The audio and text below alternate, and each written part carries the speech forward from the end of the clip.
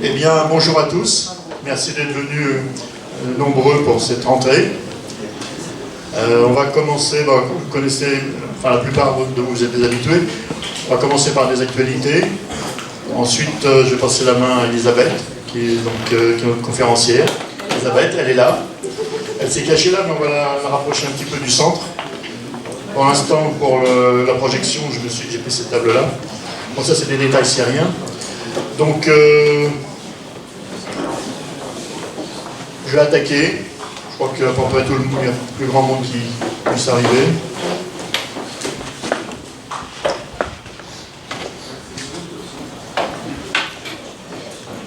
Ah oui, important. Notre photographe aussi.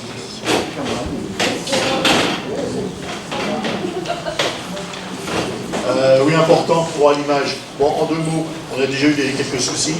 Donc, si vous ne voulez pas être filmé, s'il vous plaît, mettez-vous derrière la caméra qui est là. Le film, on va diffuser sur YouTube. Si ça vous ennuie, mettez-vous derrière la caméra, s'il vous plaît. Parce que sinon, ça nous oblige à faire des retouches. Et il y a un monsieur ici qui voudrait bien voir sa vidéo sur YouTube, et j'y arrive pas parce qu'il y a des centaines de retouches à faire. Je n'ai pas trouvé le temps de le faire. D'abord, je ne savais pas au début. Et puis, c'est extrêmement long. Voilà. Et puis, c'est pareil au niveau des photos, parce que, par exemple, Gilles Durand, ou moi, peut prendre des photos, pour regarder un souvenir de la salle, voir la conférencière, la salle. Si vous ne voulez pas tout dites-le-nous, et puis on verra à enlever cette photo où vous êtes dedans. Voilà. Allez, en avant. Alors, on va parler d'ufologie, d'astronomie et d'espace, un petit peu d'astronautique si on a le temps, et puis on va faire des annonces. Donc, Elisabeth aussi a une annonce, il n'y a pas que moi qui vais faire des annonces.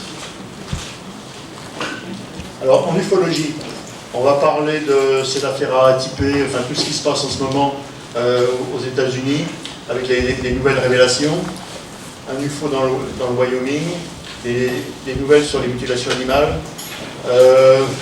Quelque chose, un livre que j'ai ici, là, un livre sur un mystère japonais, et puis de l'actualité, l'invasion de la zone 51.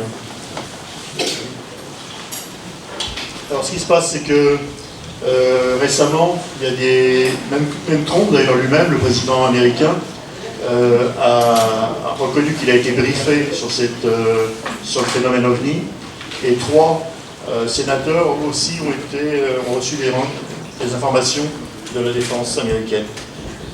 Ce qui s'est passé là, c'est qu'il y a un membre du Congrès qui veut en savoir plus et qui donc a écrit une lettre officielle au ministère américain de la Défense. Enfin, j'appelle ça comme ça porte un autre nom. Il a écrit donc à l'amiral Spencer, et il demande qu'est-ce que fait exactement le gouvernement américain, comment il enquête, la nature des efforts, s'il y a des sociétés privées qui sont dedans, ou des pays étrangers, etc. Et puis est-ce que ça a eu des résultats aussi, c'est-à-dire par exemple pour la construction astronautique, est-ce que ça a apporté des choses. Donc vous voyez, ça bouge quand même pas mal. On se demande s'il n'y a pas une volonté de révélation ou de préparation du public. Alors là je vais sortir, j'en ai dit plus sur Facebook, j'en ai fait un article complet de 2 pages. Donc là je vais vous montrer une petite vidéo qui nous vient aussi des États-Unis. Elle parle comme ça, c'est accéléré 30 fois, hein. Donc c'est pas un bolide. Donc c'est un endroit qui s'appelle Jackson Hole aux États-Unis. Et il y a eu une conférence d'ailleurs en ce moment, c'est pour ça que ça a été filmé sans doute. Et c'est je trouve un assez beau témoignage. Ceci dit, des observations, il y en a dans le monde entier. Il y en a en France, par exemple des gens comme ODH TV, ou dans un style différent, l'INPI, c'est-à-dire des gens de Normandie, publient aussi tous les jours pratiquement des témoignages. Alors c'est des témoignages très simples, en général c'est des points lumineux, c'est des poules. Mais il y a des témoignages, il y en a partout, et sans arrêt. Donc on va revenir à la vidéo, à la présentation, qui est celui-là.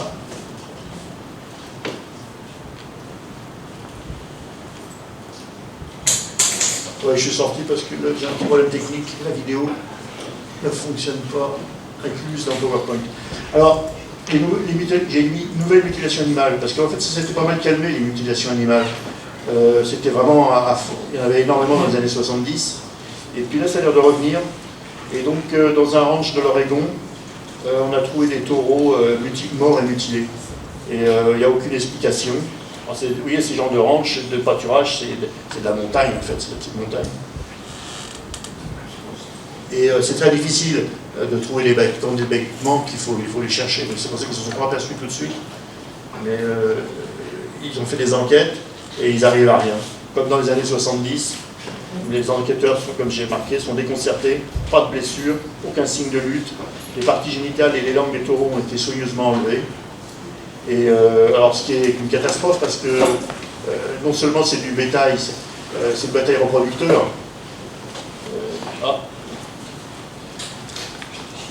Donc ça fait un peu scandale, et puis mais il n'y a aucune piste. On ne sait même pas le fait de quoi sont morts les bêtes. Il y a une photo là d'un taureau qui est en train qui a été trouvé en train de se décomposer. Alors là, bon, j'ai trouvé quelque chose d'intéressant. C'est un livre qui a été écrit par un auteur japonais, un auteur sceptique, à propos d'un témoignage très connu.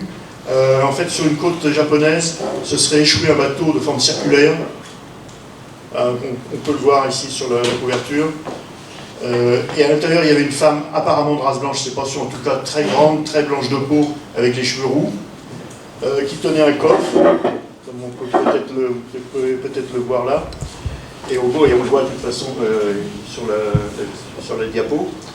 Et donc ça fait vraiment penser à une histoire d'OVNI, de contact, des choses qu'on a à l'heure actuelle. Ce qui est intéressant, c'est que ça s'est passé en 1803 au Japon. Et donc c'est l'enquête qu'a fait ce japonais là-dessus. Alors c'est très intéressant parce que d'abord c'est très compliqué. Les japonais, vous savez, ils ont deux types d'écriture, les écritures chinoises et l'écriture, je ne sais plus comment elle s'appelle, des signes syllabiques japonais. Et tout ça, ça a évolué. En 1803, ils n'écrivaient pas comme maintenant, et c'est très très très dur de...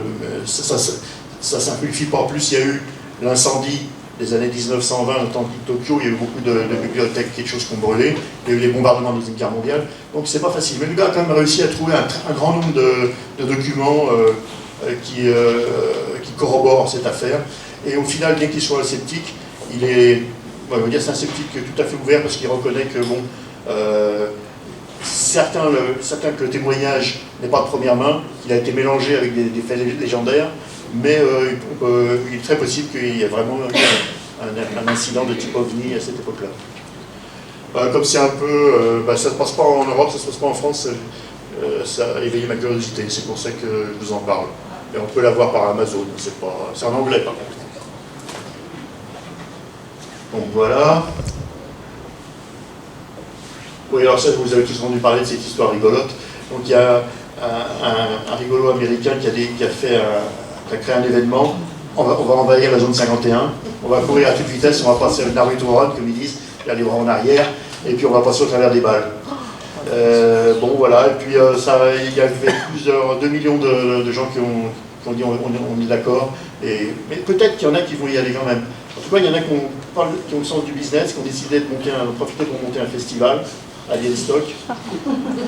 Et puis il y a quelques huluberlus qui peut-être vont y aller. Alors, ils sont assez... Ouais, il y a des gens vraiment... il y a de tout. Celui-là, je le trouve pas mal.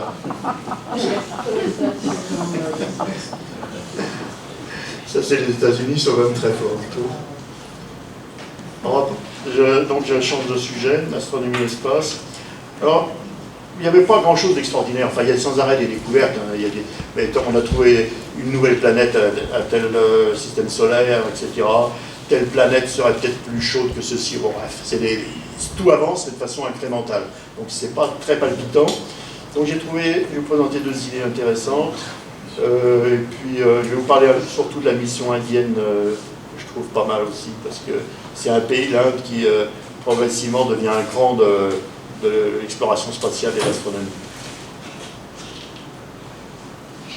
Allez. Oui. Alors, on va parler relativité. Alors attention, ça va être, je vais prenez des notes parce que il y aura une interrogation qui est dedans. Einstein a montré que pour expliquer le fonctionnement des choses, la matière courbe l'espace. Et si les corps s'attirent les uns les autres, c'est parce que la matière courbe l'espace. On emploie souvent, comment dire, la comparaison de la cuvette. Le Soleil serait au fond d'une cuvette, ce qui expliquerait que tous les corps qui s'approchent du Soleil tombent vers le Soleil. Pareil avec la Terre, mais bien sûr une cuvette plus petite, pareil avec la Lune, etc. La matière courbe l'espace.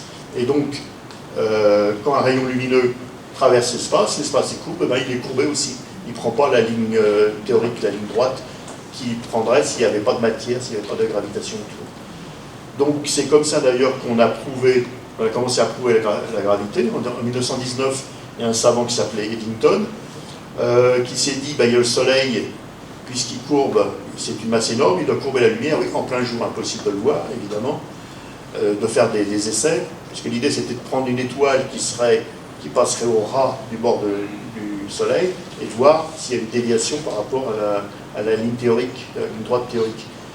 Le jour c'est impossible, la nuit par dit c'est impossible, mais pendant les éclipses totales, comme la Lune cache juste le disque du Soleil, on a vraiment de la chance, donc on pourra voir si l'étoile est déviée quand elle passe au ras du Soleil. Alors il est allé au milieu de l'Atlantique, une île qui s'appelle Principe, entre le Brésil et puis l'Afrique, et il a fait des mesures. Bon, je passe les détails, et c'est comme ça qu'on a commencé à prouver cette partie de la théorie de la relativité. Donc, le Soleil courbe les rayons lumineux, comme une lentille, parce que finalement une lentille courbe aussi les rayons lumineux. Donc un Italien, un Allemand, puis surtout un Italien s'est dit, eh ben, si on utilisait le Soleil pour l'utiliser comme une lentille d'un télescope géant. Alors oui, mais comment? Alors, ils ont beaucoup travaillé. Donc il a fait une proposition, d'abord en 1993, à l'ESA, d'utiliser le Soleil comme une lentille. Donc vous voyez, donc je ne sais pas si je prends ça. Ici, là, ça c'est le télescope. Et ça, c'est donc évidemment le Soleil. Ça serait un astre qu'on veut observer. Donc si on se met diamétralement opposé par rapport au Soleil, on met le télescope à la bonne distance, diamétralement opposé au Soleil, normalement on va avoir un grossissement absolument énorme. C'est colossal, je vais en parler un peu plus loin. Sauf que c'est marqué en rouge, mais je ne sais pas si vous arrivez à le lire, je vais vous le lire. Le foyer optique est à 550 unités astronomiques de la Terre, c'est-à-dire 20 fois plus loin que Neptune. Ça veut dire qu'à l'heure actuelle, il n'y a aucune sonde qui a jamais été aussi loin. Et donc, l'ESA, c'est-à-dire la société européenne, a laissé tomber, c'était impossible, c'est techniquement impossible à l'époque. Mais depuis, comme il y a énormément de progrès et qu'il y a des milliardaires qui investissent dans l'exploration spatiale, notamment un milliardaire américain qui s'appelle, je crois, Milner, qui cherche à envoyer des sondes vers Proxima du Centaure, ce qui est beaucoup plus loin encore, ça redevient d'actualité. Et donc je vais passer à la suivante. Tiens, je peux utiliser ça. Non, ça ne marche pas. Alors, ça c'est une image de Mars faite par le télescope tout à fait ordinaire spatial Hubble. Il montre des détails de 20 à 30 miles, donc environ 50 km, on va dire. Oui, mais si on utilisait ce télescope à l'antigravitationnel solaire, on aurait encore une vue encore plus nette d'exoplanètes qui, elles, ne sont pas à Mars, mais à 100 années-lumière, et des vues encore 3 fois plus précises. Donc ça, le jour où ça va se faire, ça va être une révolution absolument extraordinaire. Donc je vous dis, voilà l'idée intéressante. Bon, ça ne va pas se faire du jour au lendemain, évidemment, à cause de la distance qui est nécessaire. Alors il y a quelqu'un qui s'est dit, oui, c'est bien beau utiliser le Soleil, mais enfin c'est quand même un peu la folie des grandeurs. Moi, je vais utiliser quelque chose de beaucoup plus petit, la Terre. Alors, il ne peut pas utiliser la gravité, parce que la Terre n'a pas une gravité suffisante pour tordre les rayons solaires de manière intéressante. Mais l'atmosphère de la Terre, elle, est capable de dévier les rayons lumineux. Ça, on le voit assez facilement. Vous savez, ces fameux exemples du bateau, pour prouver la rotondité de la Terre, tout le monde dit, vous voyez, il y a un bateau qui descend, qui disparaît. Mais en fait, on le voit beaucoup plus loin que la géométrie devrait le permettre, parce que justement, l'air fait loupe, et donc en utilisant ce phénomène, il y aurait la possibilité de faire un... On mettrait ici un petit télescope de 1 mètre comme oculaire, et ben on aurait l'équivalent d'un télescope de 150 mètres. Ceci dit, comme dans l'air, il y a des nuages en bas, il y a des remous, la Terre tourne sur elle-même, il y a des courants d'air, ça serait pas... On détecterait en fait la lumière des astres, mais pas tellement la forme, ça serait flou. Et néanmoins, ça pourrait être un progrès extraordinaire. Voilà. Moi, je trouve ça sensationnel. Il y a des gens vraiment qui ont des idées. Odyssée interstellaire, alors ça c'est juste en 2 mots. C'est une émission qui est passée sur Arte et que vous pouvez voir sur YouTube. Ça n'a rien d'extraordinaire. Il n'y a pas d'ovni là-dedans. Hein. C'est les exoplanètes, la vie extraterrestre, comment aller vers les étoiles, premier contact, des spéculations, un petit peu dans le cadre du film d'ailleurs Contact. Et il y en a un 5e qui est sorti. Mais c'est très bien fait, hein. C'est vraiment très bien fait, et ça, il y aura du mal à surpasser ce travail. Arte fait toujours de très bonnes émissions sur tous les sujets. Oui. C'est à peu près la seule chaîne que je regarde, parce que que ce soit dans l'histoire ou de ce genre de choses, ils sont très bien. Comme introduction à certains sujets, c'est vraiment très bien. Et puis les orateurs sont bons, les prises sont bonnes, tout est très bien fait. Très bonne chaîne, franchement. Et cette série-là, j'ai vu 2... Oui. J'ai eu l'occasion de voir ça. C'est bien, oui. Alors les hindous, ils nous étonnent. Enfin, ils nous étonnent plus parce qu'on commence à être habitué à leurs exploits. Ils ont lancé eux-mêmes, avec leur propre fusée, une sonde assez lourde autour de la Lune. Le lancement s'est fait en juillet. Ils ont lancé un orbiteur auquel est attaché un atterrisseur. Et puis sur l'atterrisseur, il est attaché un petit rover. Donc déjà, en ce moment, l'orbiteur est en orbite de la Lune. L'atterrisseur s'est détaché et va bientôt descendre. Logiquement, c'est le 7 septembre qui descend. Alors, j'en souhaite plus de succès qu'aux Israéliens, qui aussi avaient fabriqué un atterrisseur. Et malheureusement, il s'est crashé dans les derniers 100 mètres de la descente. Mais je le sens bien, ce coup-là. Alors là, c'est à peu près la même chose que ce que je viens de dire, c'est le lancement de la fusée. C'est une grosse fusée, c'est l'équivalent d'Ariane. Tout ça, ça m'enthousiasme pour les hindous et ça m'attriste un peu pour l'Europe. On ne fout plus grand-chose. Voici une photo donc, de l'atterrisseur, et vous voyez ici le petit rover, il est tout petit. Quand même. C'est simple et ça marche, tout ce que font les hindous. Ils ont envoyé une sonde vers Mars, par exemple. Et puis voilà une photo, un message prévu le 7 septembre. Donc on passe. Découverte chinoise sur la Lune, ouais, bon, enfin bref. Ils ont trouvé des substances bizarrement colorées, sauf qu'ils nous envoient une photo en noir et blanc. Voilà, je vais passer.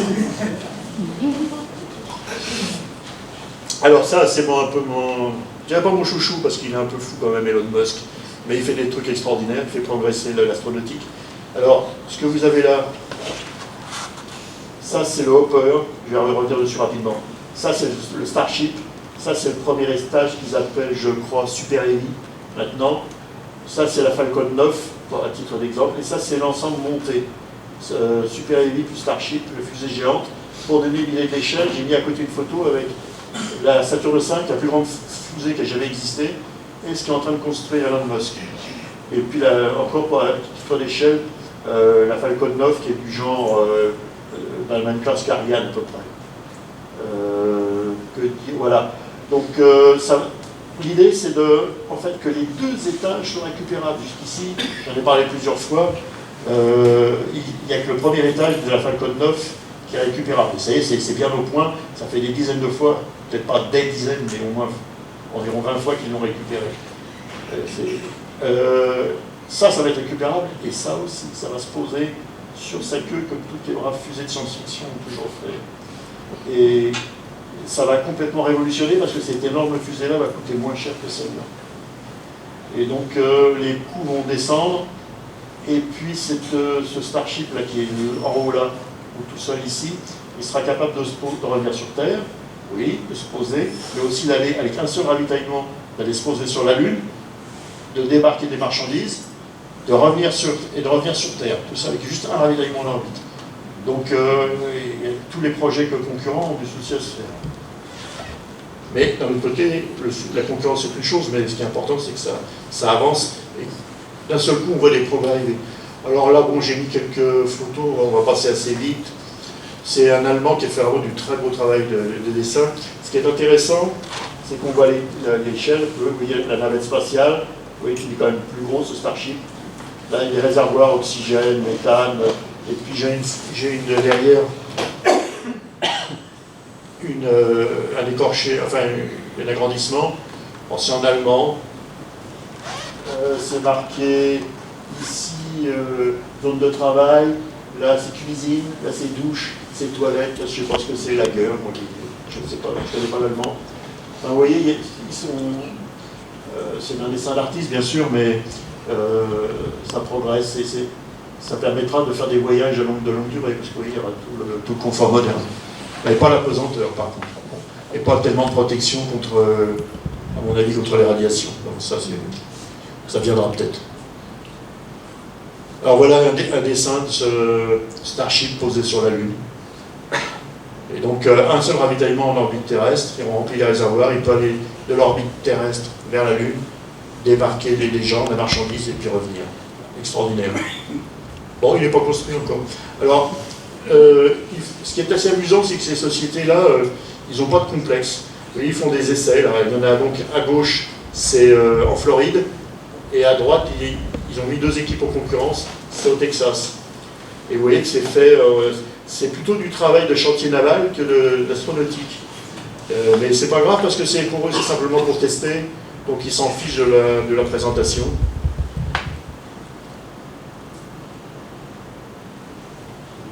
Ouais, bah voilà, j'arrive à la fin.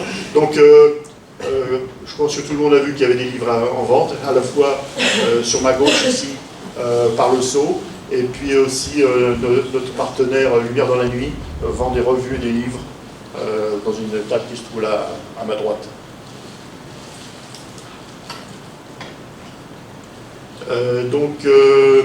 En octobre, le 1er octobre, mardi 1er octobre, retour, enfin ce titre a un peu changé, mais c'est pas grave. Retour sur l'affaire Adamski, donc une conférence de François, on l'appelle X-Mata, où est-ce qu'il est François? Voilà, il est là. Notre nouveau conférencier, qui a beaucoup travaillé, qui nous a fait une magnifique, vous verrez, voilà. Excellent, une magnifique présentation. Et un sujet intéressant, polémique aussi, il faut le dire, mais c'est bien. Et regarde. Ah, l'Écosse.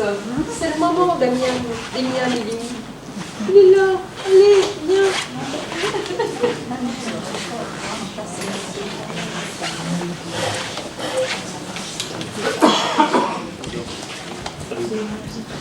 Alors, Damien, il n'était pas en forme, mais il a quand même fait le chemin jusqu'ici pour venir vous parler de notre projet.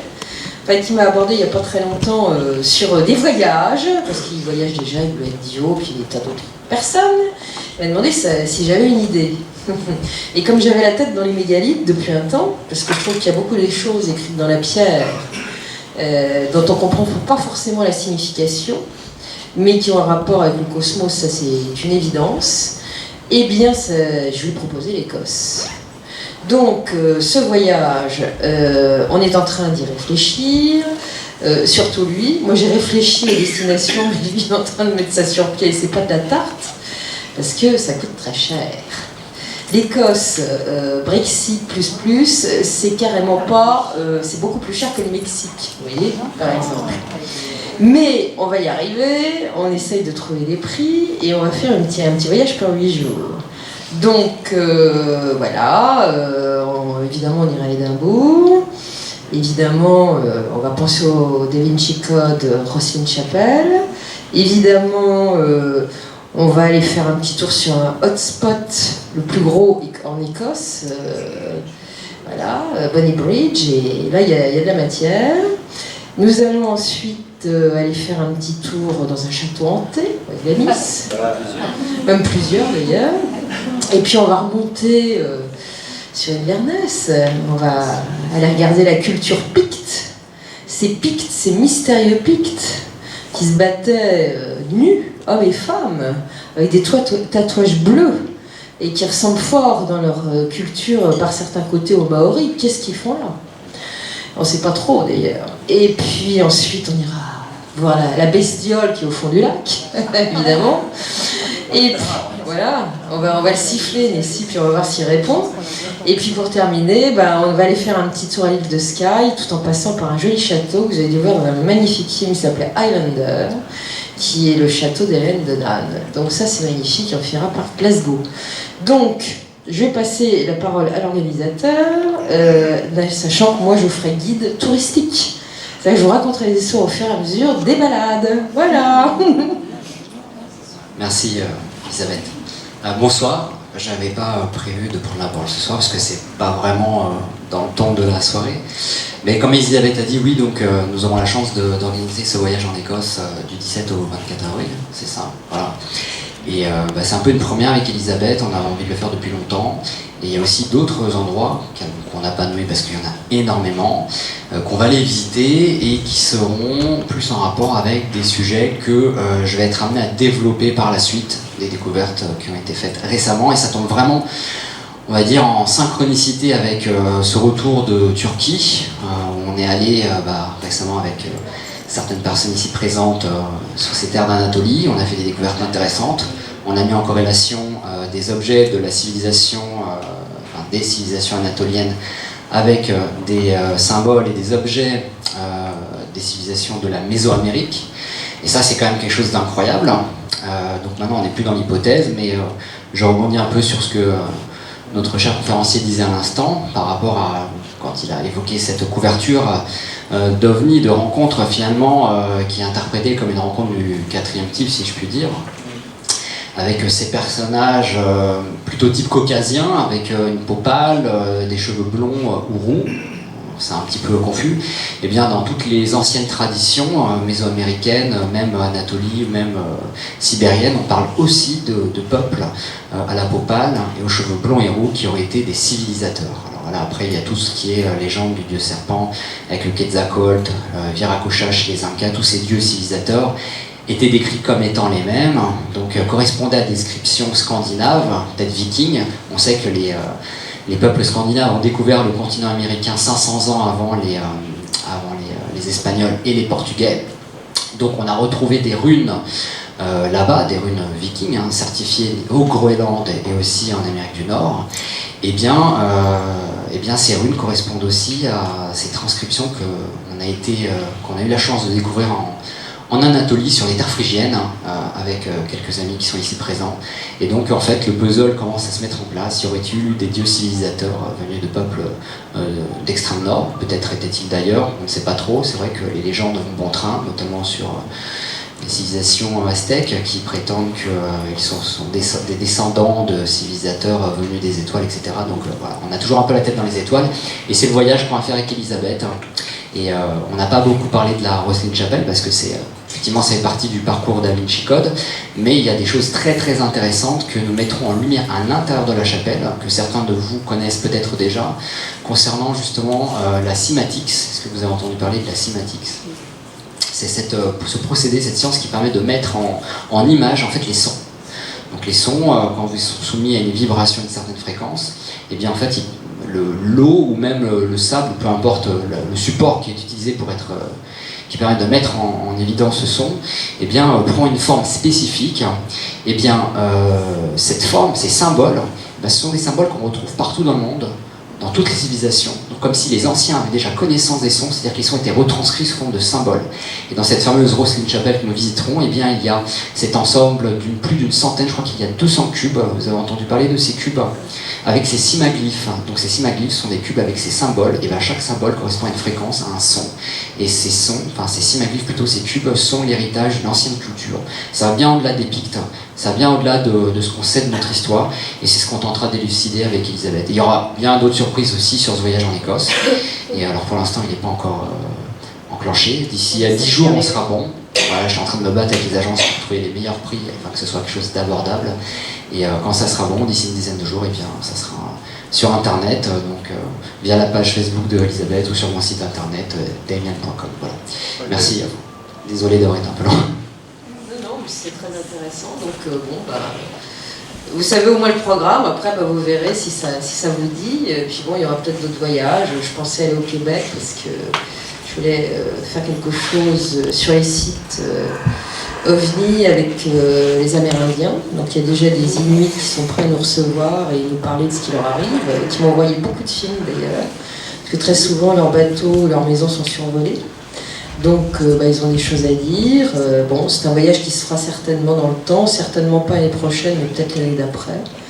Et donc, voilà, on fera nos petits trucs au fur et à mesure. Et puis, maintenant, on va commencer à aller dans le vif du sujet.